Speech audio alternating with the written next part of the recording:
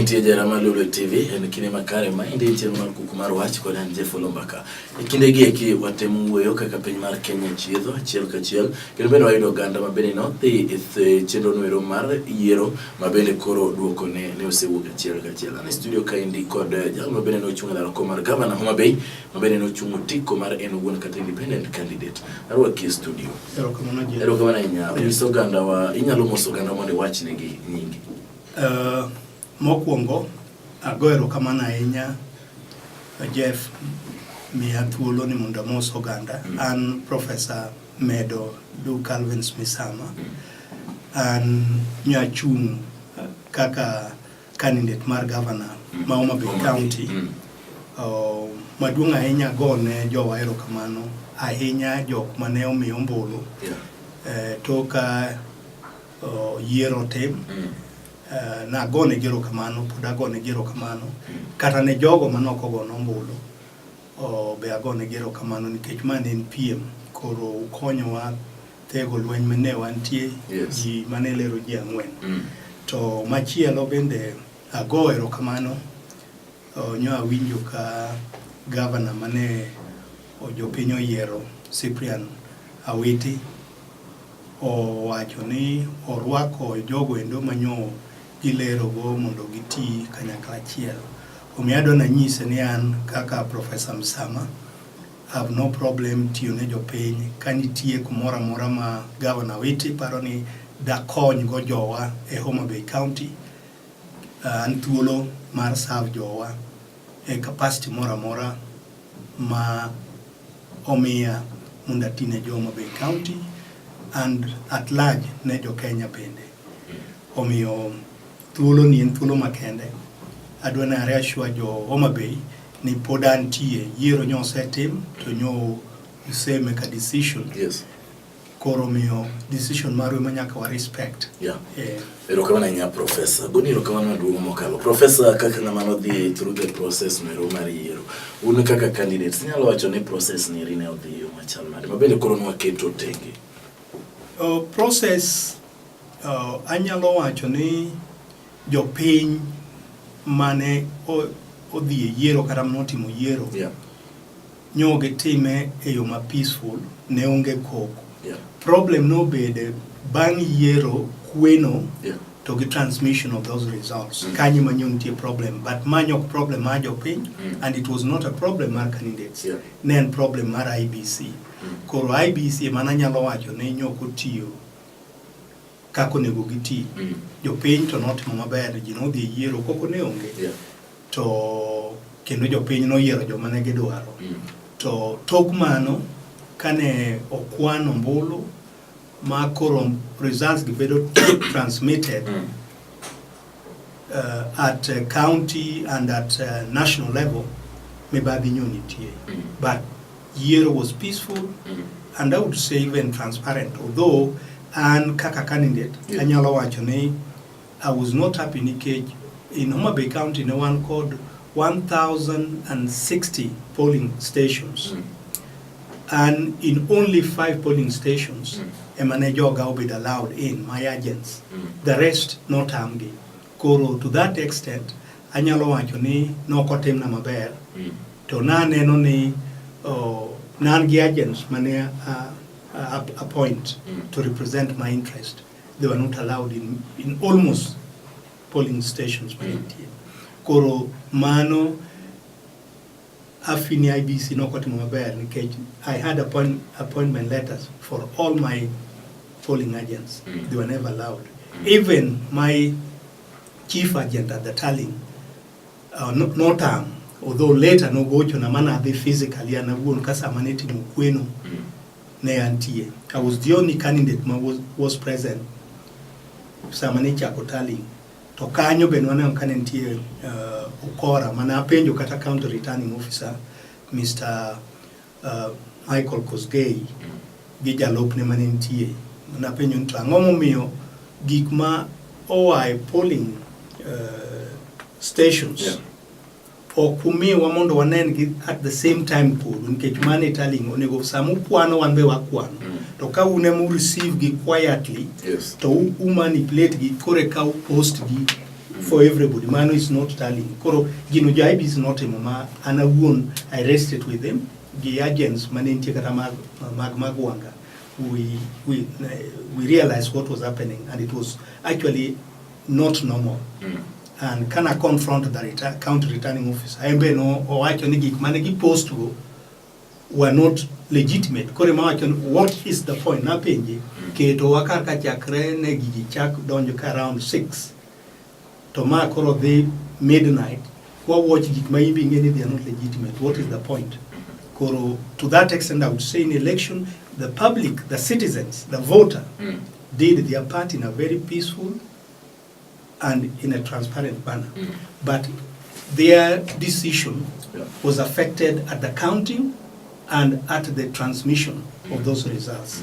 And that I observed myself, I participated in those processes. And I even traveled extensively around the county on the polling day just to see why my agents were not allowed in all those 8 constituencies. Professor. Ang'eyo ni oganda mopogore mano piem kod jok ma koro noyudo loch sani, kod moko noseyie loch, moko bende opuoyo jok mayieri. In bende nise kawo thuolo machalo kamano mar congratulate governor kata consider wach ni oyo jopiny nopiem maber, aneno ka oyiero ng'ane koro an amiye mana lwedo mondo mi oti. Well, as I said in my opening remark, I have no problem respecting decision mar jopiny. Your opinion or decide give me or Governor Cyprian Awiti another second term. I would be there to work with the government, serve people of Homa Bay County, and I wish Governor Cyprian Awiti well with these endeavors. I would also wish some of my worthy opponents well in the endeavors. I know there may be challenges, court challenges here and there, but I think we should not lose sight. Whatever we wanted to do is for the common interest of the citizen, the people of Homa Bay County. Therefore, I would only say common sense will prevail, but personally, I have no problem working together for the interests of Homa Bay, and also working together with the governor and the people elected leaders, be they MCAs, be they members of parliament, be they women representative leaders, and be they even senators, and the governor Cyprian Awiti. I have no problem with that. Omio, let him not hesitate to approach me for the common good of people of Homa Bay. Yes, I was a worthy challenger to him, but people have spoken, so I have to work with whoever is there for the people. Prof, nyisani to maindi serikal mar Cyprian iri serikal misebiro ka iwacho ni nitiere kod ng'ikruok koni kod koche usebiro ka ukwede kinde mathoth. Paro ni sani iri ka dipo ni oluongi ni mondo uti gin weche mage munyalo loso mondo mi county odhi maber. And as I said, nitie areas mang'eny ma paro ni anyalo konyo the government mar Cyprian Awiti to do. One, as you know, my background is in the academia. Yes. And kane awuoyo kata during campaign, now at Homa Bay County, education sector needs somebody more dynamic and vibrant in ideas. Mondo Homa Bay County odongi, as I said the last time, I would be even very happy. Call me an assignment. Homa Bay County, for now, we don't have a fully chartered mbalariany kaka counties mamoko nego. O nya winjo ni nitiere karabe manoti metalling center ni Tomboya University. In my view, it is a university by name, but it needs somebody to actually see Nigino with a reality. I would be quite happy to help in such a venture. Mondo wanene wabedo called university ma function as a university as other universities. As it is, it was there even so nitie kata hostel momenyen kaka Mama Ida Odinga, Phoebe C and so forth. But it needs to be done beyond that, beyond naming hostels, so that it is a functional university as other university. And also in strengthening the education sector in Homa Bay County. The other area mabenda paronian ge Prof obro kawo yo maten kai to duogo kibro dhi nyime kod weche mabende paro ni inyalo konye dongruok mar Homa Bay. Gima duong' mo yiere waduto en ni sani koro yiero waketo tenge warango dongruok mar oganda magin jopiny. Kech ok dwa bedi e yiero e kinde ka kinde. Wan joluo seche awe kinde ka kinde ni wahero keto siasa e thuolo mathoth waweyo weche.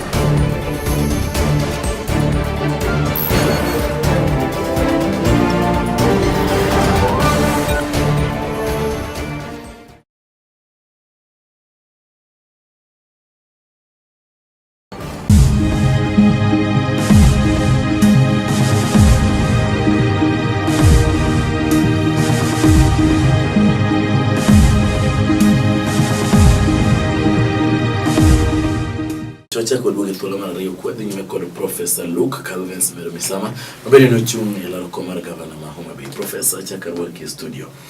Kane wadhi e yuto ne iwacho achiel ariyo adek minyalo timo mondo mi Homa Bay odongre kadiponi utiyo kanyakla kaka gavana Cyprian Wetine wacho ni oluongo jok mane gipiem godo duto mondo mi obi oriwe lwedo mondo uti kanyakla wach ni oyo ne an gi paro machalo kama wariw kod mieka mondo wager Homa Bay. Well, gima duong' ahinya and kaka sewacho, I would be very happy to tiyo gi Governor Cyprian Wetine. Nitie a lot of areas ma feel ni Homa Bay County onego odonjie mondo dongruok obedie. Iwacho maber ni ok onego invest so much time in politics. Yes. Nikech sani e kanyo yiero is hardly a month. Yeah. So we are now talking of 2022. Yeah. I think that is a bad politics. We should put that aside. For now, actually, Homa Bay County, one challenges. We don't have industries. Manual create employment opportunity, particularly for youths in the county. One a very high unemployment number of unemployed youths in our county. But the only way Mwanyalo Konyoge is to create avenues of employment. Marareo are wadwaro industries, whether again small industries, but we need somebody who would take charge of that. And apparently that is an area mabeanya lokonyo Ogo County wangia neka kadoyao kata factories manyalo apart from Niang mantiere kono. We need factories manyalo konyo kata gik machalo kaka fruit factory for mananas mayudore mang'eny Ikochia kata gi Kabondo. Mago kwanyalo timo bro kele employment opportunity ne jawa. Wachako wadwaro kata mana apart from food industries. Yes. Water itself is a resource Homa Bay ogwedhgo. Ne wadwaro ne wabed called lots of bottling plants in Homa Bay County. Mondo wa export pea, not only to other counties, Kenya, but even internationally outside the country. So that is an area maparon banyalo konye Homa Bay County, kaluoregi my national and international contacts manase bedugo, and you are your investors from outside the country. Mondwanyisgi ni Homa Bay is the destination to invest in K1G enabling environment. Koromani is one area manyalo timo. The other one, water hyacinth, might only fall. Yes. To me, it is an asset in another way. It is people nene kaka an hazard. It could be an environmental hazard, but in reality, places machalo kaka India, the same water hyacinth nitie factories maloso kalatese water hyacinth yamanya cartons, you know these cartons, we can make cartons out of that water hyacinth. That has not been done. We need to attract external investors. Mondo invest in actually instead of removing that weed karani destroygo. It is something manyalo konyowa. Someone also kanyo factory manyalo also cartons out of those gimiluongo ne Ford. we will have created employment opportunity for Jowa. Because that is another area, maparoni anyalo konyo Goma Bay County timo komia thuolo to do that. Erokamano professor, kaka in professor molonye weche go koma gi chike kada professor of law. Mano ero kama bende ilonye ahinya. Saniri nitiere petition e ndo motelo kod nasa. Bende gikwedo godo yiero mar Migosi Muigai Kenyatta. Iparo ni ang'o gini mwanyalo paro gi petition machalo kamano. Gin duoko mage ma are likely to come. Well, petition ni mbele koro sani aparo nosekete e bwodo. Yeah. There are merits to it. There are also demerits to it, as any other matter before court of law. Yes. Usually the aggrieved party, they catch and catch. That is a avenue, mine go, mondo, or you'd go, adieri. The other party, mafini nyobedo, declared ni no loyal, would also feel aggrieved ni obedo declare no loyal to their people much challenge law you know. Koro as it is, and I think ni it is healthy ni mulur Migosi Raila otero Medo nikech the other alternative nyoya ni jibro go koko kaka nyo police osibedo kaka Nyanza nyantiere sama nyo gin kuno. Maparo it was a mistake mondo security forces ne be deployed in those counties when in fact there was no violence. You could see before election, let's have peace. Yet Kenya was not at war. So media and other people, I felt money or promote that notion. No abed called peace. Yet Kenya, since President Oloo Mbaka Kenyatta was sworn in 2013, we have not had civil war at all, apart from spots of violence as Kata northeastern. Nyanza, there has not been any disturbance of peace. So anticipating that there was going to be peace, I think that was a wrong political decision. Then decides to send soldiers or police officers there to maintain peace, when in fact there was, before election, and even now, there is peace. Anya Antie Karachima was Chingmane result better declared. Nandala na Sindo.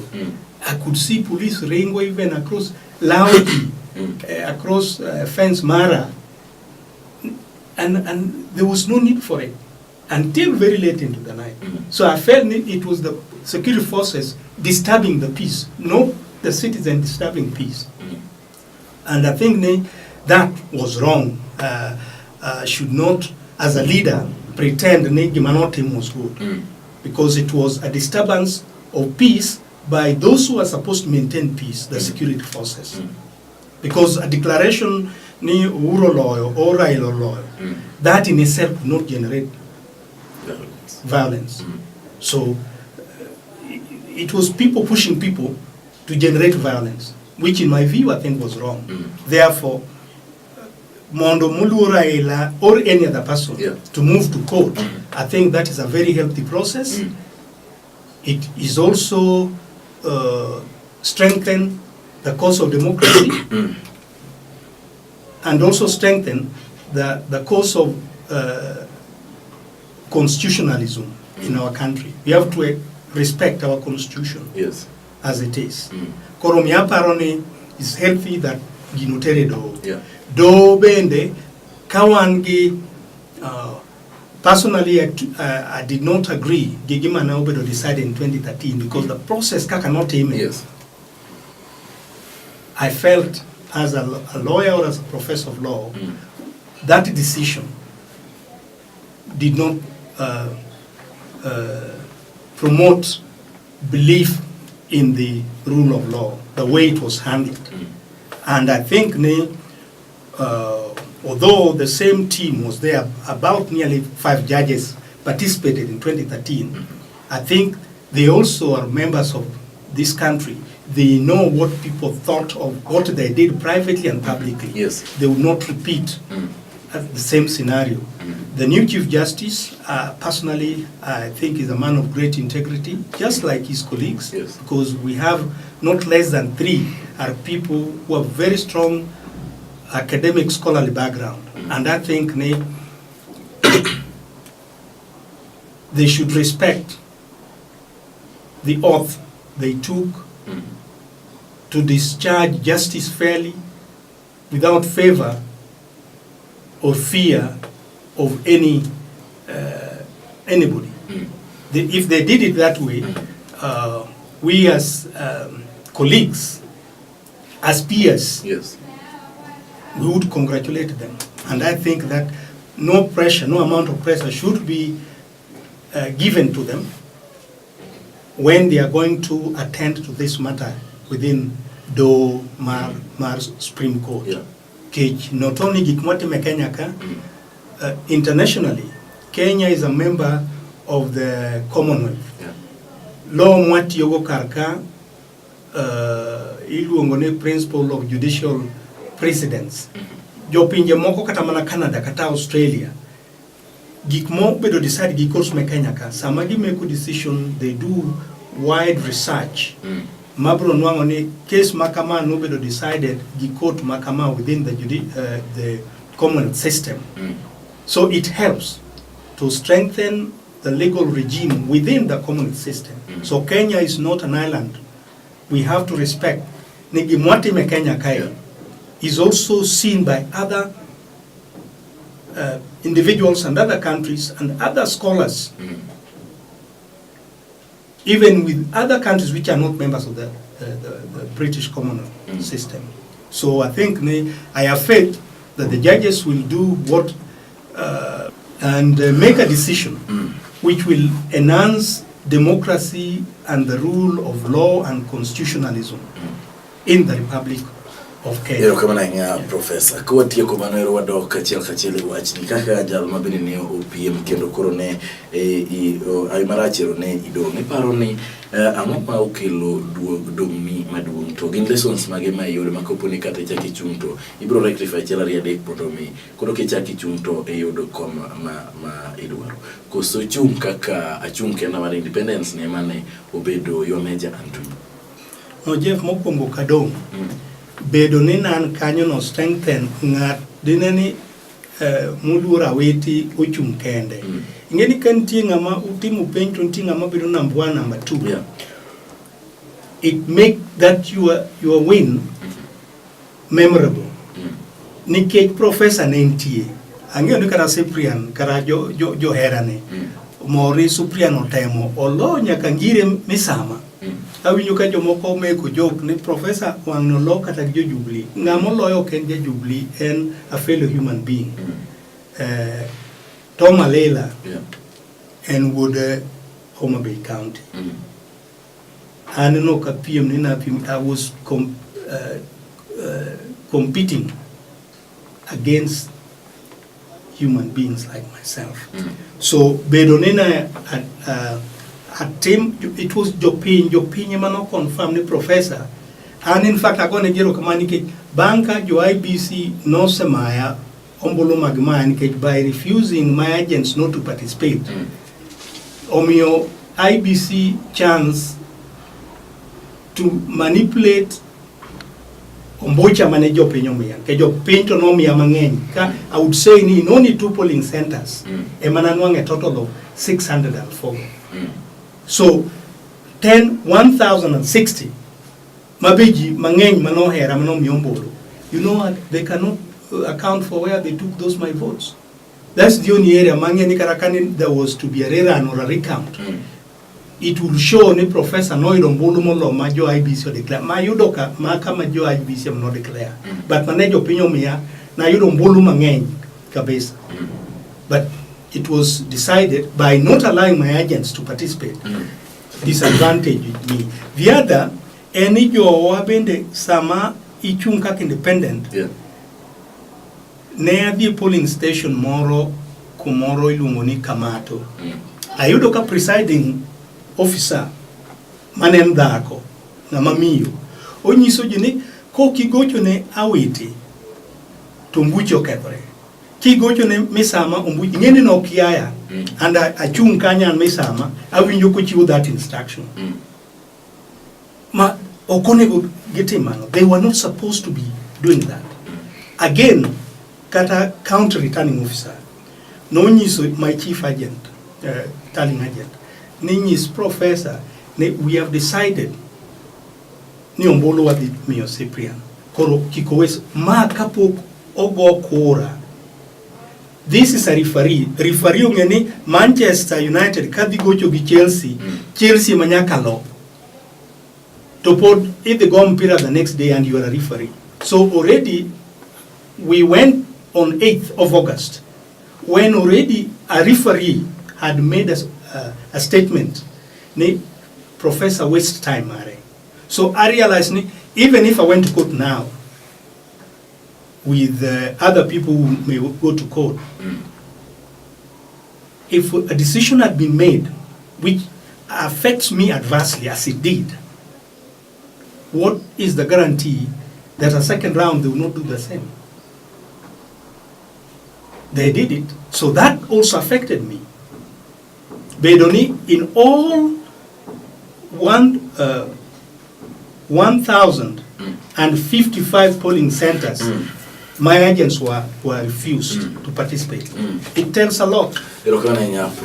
And sorry, as you say, yes, Jowa Bende, this concept ni independent candidate, gig poji mangen kiamening mare, gipin to mano party mane, gig ogine ni in ichung kaka in. All of that is also creating confusion. The other thing mabe na observe on the election day, the ballot papers Manuchiu Mag governor candidates was totally different from ballot papers Manomi Jomokote. Nino Angoka picture was so diminished. No, Gibedo reduced ma, even querying Tamomi ma Kawandi Yangwen. To in another paper Mabe Yangwen, Magegedongo you can see. To Magwa Geninwanka diminished. Ma had to call somebody Mundo Osomnagigo. So whether they were printed at the same time Mamoko Ginobedo printed is highly doubtable. They were so different. Even the quality of the paper was different from the quality of the papers of the rest. So I queried that. I even called people to take pictures why those things were different. So I cannot cast suspicion. Mago Gikma, I would say, the IBC has a lot to answer to us as their employer. Because the notion again independent, in my view, is not. It's not. It's just a label, independent. But in actual sense, their behavior, their conduct leading to the election, during the counting and the subsequent tallying of the results, I cannot call them independent. They were highly dependent. Erokamana inya professor. Agoni erokamano kumukauthulu mari chupu studio. Igo erokamano ne aganda manulingo ni ombolo. Bende wacho ni uikuru martio kanyakla giga. Pana masani wano sipre na witi. Mono miudongo kumabegi. Madumo loyo eni warango kakadongro kumaru. Wenge wa magluwe nyanza nyalo di nyime mabere. Weche gwe kuma guchumi weche magsomo kachiel kod weche duto magdongro kumondo mekik wadongo chien. Weche magisiasa wasekedo tenge. Sani wadhi nyime kod weche magdongro kamora mura maintio. Meo sani eri waranga kaka wadongore kaka oganda. Agoni erokamano. Professor Kumiro. Kawacha kod luongo broiro thuolo mondo gichaki wuok kod oganda marwa. Kawuok e Oloo TV, ma indeni Kuku mar Wach, kod Oloo Mbaka uritu masana.